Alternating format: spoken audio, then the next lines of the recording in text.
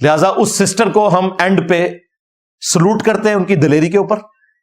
بالکل صحیح سوال کیا اور دنیا کا مشکل ترین سوال کیا. یہ دو سوال دنیا کے مشکل ترین سوال ہیں. نمبر 1 مسلمانوں کی تباہی کی وجہ کیا ہے, اور نمبر 2 مسلمان جنہوں نے مذہبی لبادہ اوڑا ہوا ہے یہ سب سے زیادہ غیر مذہبی کیوں ہے اپنی نجی زندگی کے اندر.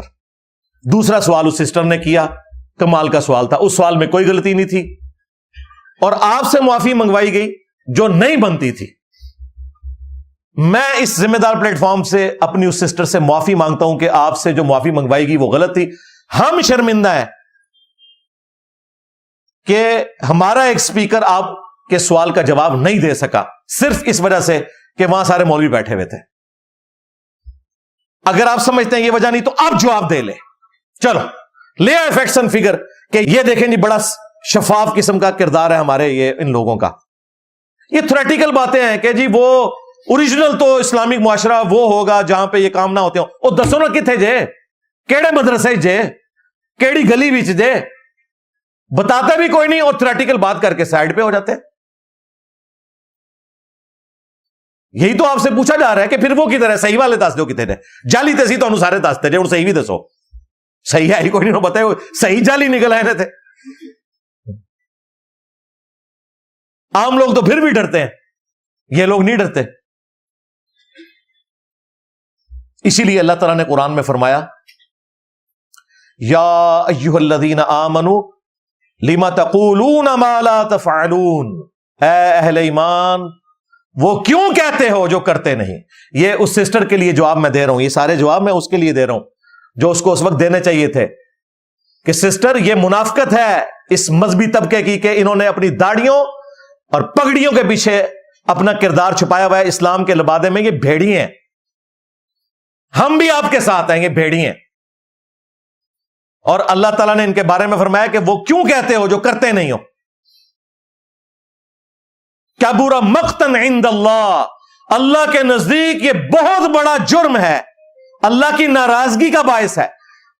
ان تقولوا ما لا تفعلون, کہ تم وہ کہو جو خود نہیں کرتے ہو.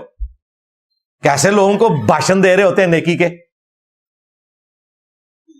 باتیں پردے کی کرنا اور خود آ کے بچوں کے ساتھ منہ کالے کرنا. یہ ان لوگوں کا کردار ہے. اسی لیے صحیح مسلم میں حدیث ہے اللہ تعالیٰ تمہاری شکلوں اور مال کو نہیں دیکھتا, دلوں اور اعمال کو دیکھتا ہے. اور مولویوں نے اور مذہبی طبقے نے شکلوں کے اندر پورا دین داخل کیا ہوا ہے. یہ کتنی نورانی شکل ہے جی, تکو نا جی. ظاہر ہے نہ کو مزدوری کرنی, چندے ہوتے پلنا, اے سی والے کمرے سے نکل کے اے سی والی مسجد میں اور وہاں سے نکل کے اے سی والی گاڑی میں, نور تے چڑھنا چمڑی ہوتے. کتنا نور ہے جی. اللہ تمہاری شکلوں اور مال کو نہیں دیکھتا. اور اللہ نے کیوں دیکھنا ہے, شکل تو اس نے خود بنائی ہے, شکل سے کیا فیصلہ ہوگا. مال تو وہ دیتا ہے, اس سے کیا فیصلہ ہوگا. دلوں اور اعمال کو دیکھتا ہے کہ کس کی نیت درست ہے اور اعمال بھی درست ہوں. یہ نہیں کہ شکل جو ہے مومنا اور کرتوت کافنا, شکل داڑیاں پگڑیاں تسبیاں اور کرتوت جو ہے نا بدکاریاں, رزق حرام.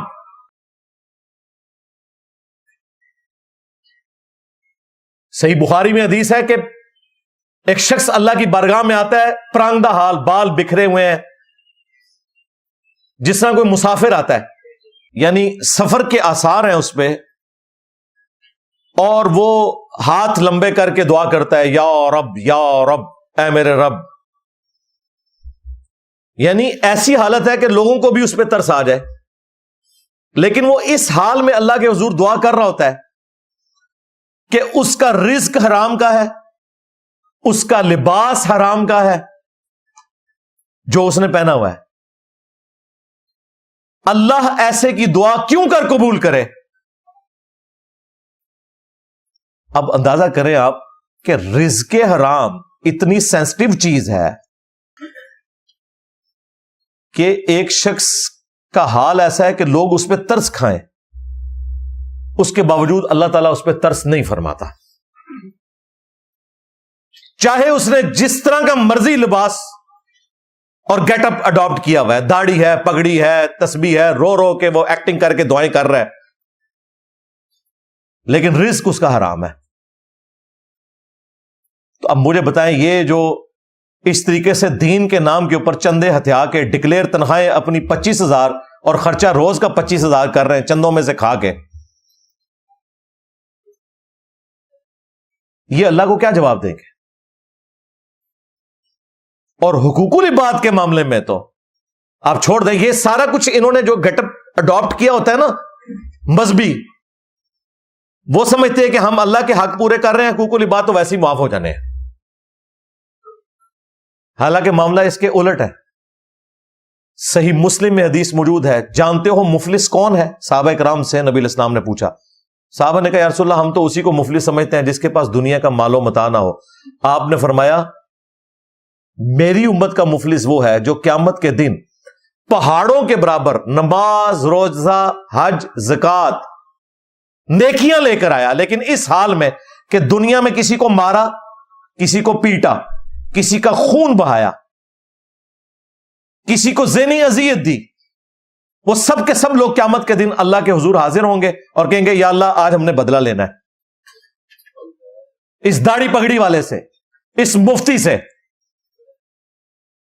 ان بزرگان دین سے. اور وہ ایک ایک کر کے اس کی نیکیاں لیتے جائیں گے. کوئی قیامت کے دن تو بدلہ پھر نیکیوں کی شکل میں. ابھی بھی کچھ لوگ باقی ہوں گے کہ جنہوں نے بدلہ لینا ہوگا, لیکن اس بندے کی نیکیاں ختم ہو جائیں گی. اللہ تعالیٰ فرمائے گا کہ اس کی نیکیاں تو ہوگی ختم, اب تمہارے گناہ میں اس کے کھاتے میں ڈالوں گا. گناہ کیے ان لوگوں نے ہوئے ہیں جو ان بزرگان دین کے پیچھے چل رہے تھے, اور وہ کھاتے میں بزرگان دین کے ڈال گئے. لہذا وہ آدھی بات درست ہوئی جو یہ کہتے ہیں نا قیامت کے دن ہم آپ کے گناہوں کا بوجھ اٹھائے گے. جی تسی چکو گے, جہنم میں بھی تسی جاؤ گے, جاؤ لو سامو. ہاں میں نے دی سے ثابت کر دیا کہ گناہوں کا بوجھ اٹھائیں گے اور پھر جہنم میں جائیں گے.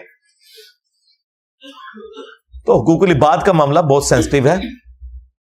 خالی داڑھی پگڑی رکھ لینے سے, حفظ قرآن کر لینے سے, دینی باتیں کر لینے سے, مسجد میں ایک خطیب کی حیثیت سے بیٹھ جانے سے کوئی آخرت نہیں بننے والی اگر آپ نے اپنے کرتوت درست نہ کیے.